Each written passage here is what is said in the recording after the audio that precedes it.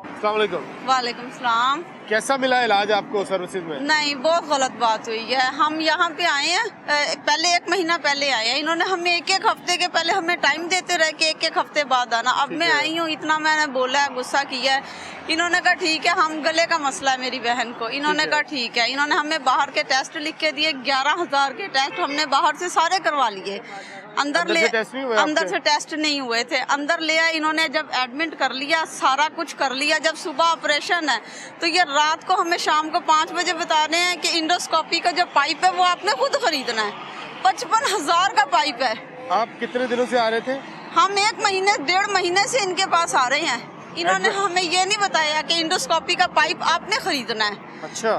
जब हमारा मरीज दाखिल हो गया, सुबह ऑपरेशन के लिए जाना है, शाम को 5 बजे इन्होंने हमें डॉक्टरों ने लिख करके दिया कि आपने इंडोस्कोपी का पाइप 55,000 रुपए का खुद खरीदना। मेरा मियाँ रेडी लगाता है दाल चावल की। हम कहाँ से, और जिस बच्ची का मैं इलाज करवा रही हूँ वो यतीम मस्कीन है, मेरी खाला की बेटी है।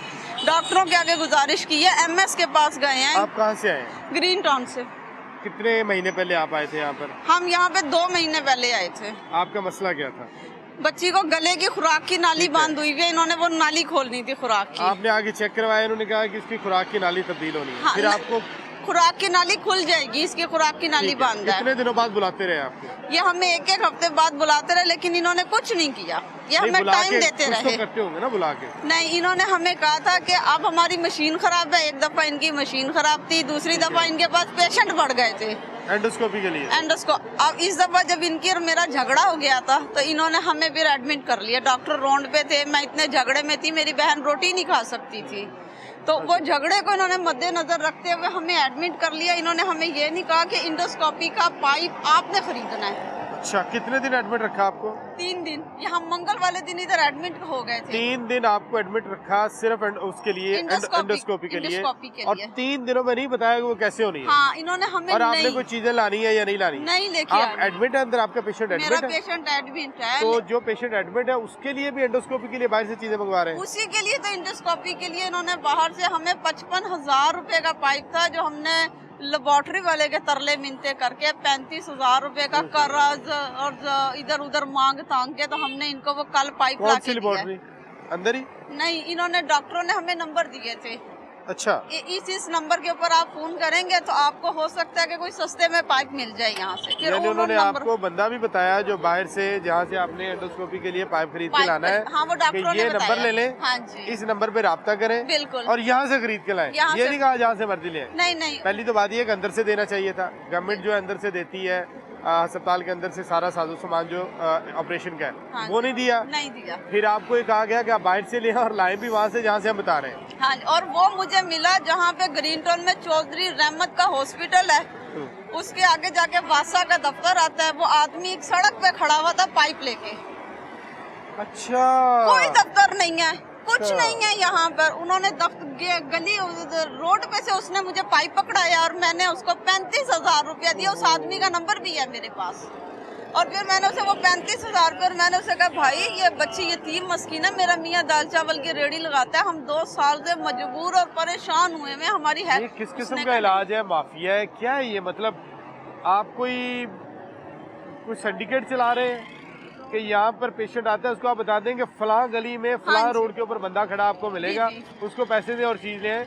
मेडिकल स्टोर्स पे, फार्मेसी पे, कहीं पे जाने की आपको जरूरत नहीं। ऐसे ही और जो मेरे साथ वाली पेशेंट है उसने 65,000 रुपए का पाइप खरीदा है। उसके रसोलियाँ थी, खुराक की नाली में रसोलियाँ थी।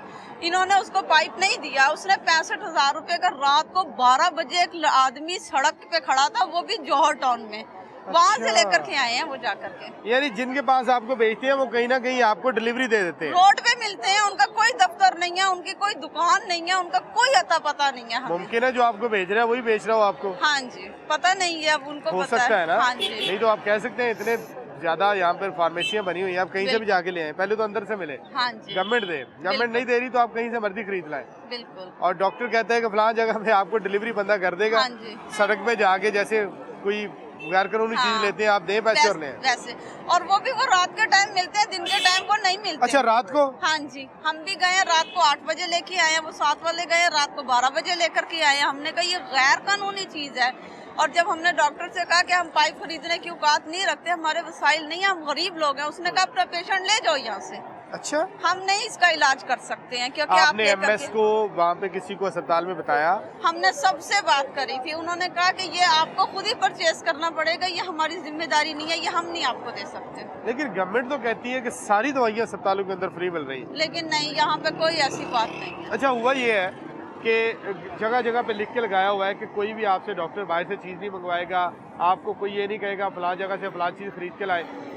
अब इसमें होता ही है कि अस्पताल के अंदर अद्वियात मिलती नहीं, अगर डॉक्टर बाहर से लिख के लाने के लिए ना दे तो मरीज का इलाज रहता है। जैसे आपसे उन्होंने कहा कि आप चले जाएं, उन्होंने हमें कहा था रात को 8 बजे, उन्होंने हमें कहा आप अपना मरीज लेके चले जाएंगे। पाइप नहीं है हमारे पास, पाइप नहीं है, या तो फिर आप पाइप ले आए तो हम डाल देते हैं। हाँ जी, बिल्कुल। अब आपके पास 2 ऑप्शन थे, या तो आप मरीज ले जाते, हाँ। वो 1.5-2 लाख रुपए बाहर दे के करवा लेते हैं, जितने भी लगते हैं, हाँ जी। तो या फिर आप वो 35,000 का पाइप आपने ला के दिया, वो हो गया। हाँ जी, वो हो फिर हुआ। तो वज़ीर आला पंजाब को कोई पैगाम देंगी आप? वो तो बहुत अच्छे दावे करती है। नहीं, वो बहुत अच्छे दावे करती हैं और बहुत अच्छे काम भी करती हैं, लेकिन हमारी जो उनसे अवाम है ना, ये नहीं कुछ अच्छा कर सकती है। इन्होंने माफिया बनाया हुआ है। मैडम को चाहिए, बाजी को चाहिए कि इस माफिया पे तवज्जो दें, गरीब लोगों की सुने, देखें कि ये माफिया क्यों नहीं खत्म करके दे रहे हैं। आपने लिख के लगा दिया कि अस्पताल में कोई आपसे बाहर से दवाइयाँ नहीं मंगवाएगा, तो आप उनको दवाइयाँ दे भी जो इन लोगों को दे दें। बिल्कुल। और तो अभी क्या कंडीशन है आपके? अभी वो ये कहते हैं कि जो छोटी मोटी दवाई होती है ना 200, 400, 300, वो तो ये अंदर से कईयों को चीजें दे देते हैं, छोटी मोटी टैबलेट दे दी, कोई नॉर्मल सलाइन की बोतल लगा दी, बस बकाया कोई चीज नहीं है कि जो हम अंदर से ले लें और हमारे मरीज को अंदर से इस बात का फायदा हो जाएगा। कोई फायदा नहीं सरकारी अस्पताल आने का, नहीं, कोई फायदा नहीं होगा। हम बहुत, अगर ये हमें 2 महीने पहले बताते ना कि हमने ये प्रोसीजर करना है, हमने पैसे मांगने हैं, हमने किसी से दरख्वास्त करनी है, हम कोई इंतजाम करते।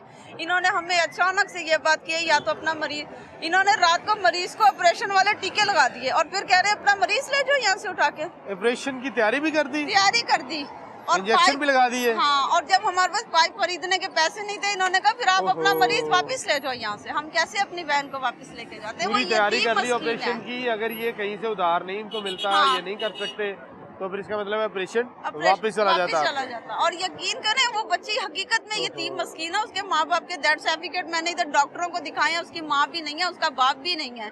मैंने दिखाया, मेरा मियाँ ग्रीन टाउन पुलिस स्टॉप पे गोल्डन दाल चावल है, रेडी लगाता है वो, जो कि हमें गवर्नमेंट रेडी नहीं दे रही है। अब रेडियो पे भी माफिया है, जो मेरे मियाँ लगाते हैं, ये जो पहले ये जो रेडियो मिल रही है, ये जो रेडियां मिल रही है ना, इसमें तो बहुत अच्छा काम नहीं हो रहा। ये अच्छा काम हो रहा है, ये बाजी ने बहुत अच्छा काम किया, लेकिन जैसे हमारे MNA MP हैं, इन्होंने 1-1 लाख रुपए पुलिस स्टाफ से रेडियो का उठाया है। मेरे मियाँ के पास पैसे नहीं थे, उसको रेडी नहीं मिली, रोजाना LDA तंग करती है, रोजाना कीरा पोस्ट तंग करती है, क्योंकि उन्होंने करना है, वो राइट पे है। हमारे पास रेडी नहीं है, हमारे पास 1 लाख रुपया नहीं है जो हम दें उनको और हम उधर से रेडी ले लें। हमारी टाउन हॉल में फाइल सारी जमा हुई भी है, लेकिन हमारे पास इतने पैसे नहीं है कि हम 1 लाख कहाँ से लाएंगे। 1 लाख रुपए देंगे तो रेडी मिलेगी, तो रेडी मिलेगी नहीं। तो जिन लोगों ने उधर 1-1 लाख रुपया दे दिया, उनको रेडी मिल गई है। सरकारी फीस है या वैसे ले रहे हैं? ये वैसे ले रहे हैं, सरकारी फीस 500 रुपए है। ये तो हमारी मैडम ने हम जैसों के लिए सहूलत के लिए ये काम किया, लेकिन जो ऊपर की माफिया वो नहीं बख्शती किसी को। अच्छा, मैडम को चाहिए कि अगर मैं पैगाम देना चाहती हूँ कि अगर आप कोई सहूलत दे रहे हैं अवाम को, अगर आप हमारे लिए कोई आसानियाँ पैदा कर रहे हैं, ये माफिया खत्म करें। आपको सबसे पहले सहूलत देने से पहले माफिया को खत्म करना चाहिए, यानी बाद में आप सहूलत हमें दें। जो चीजें आप दे रहे हैं, आप चाहते हैं कि आवाम तक पहुँचे, वो पहुँच नहीं दे रहे हैं, वो हम तक चीजें नहीं पहुँचती हैं जब तक हम उनका मुआवजा दें ना उनको। और कई लोग हम जैसे बहन भाई हैं, उनकी इतनी औकात नहीं होती कि वो दे दें उनको। मेरा घर किराए का है, मेरी 3 बेटियां हैं, मेरा मियाँ दाल चावल लगाता है, वो लाख रुपया कहाँ से देगा रेडी के लिए? नहीं देगा तो कारोबार बंद हो जाएगा, नहीं देगा तो कारोबार बंद हो जाएगा उसका। इसलिए आप बहुत अच्छा काम कर रही हैं, आप सहूलतें दे रही हैं, हम खुश हैं आपकी सहूलतों से, लेकिन हम तक सिर्फ पैसे न होने की वजह से नहीं पहुँच पाती है। अल्लाह हाफिज। जो लोग अस्पताल के अंदर आते हैं, अगर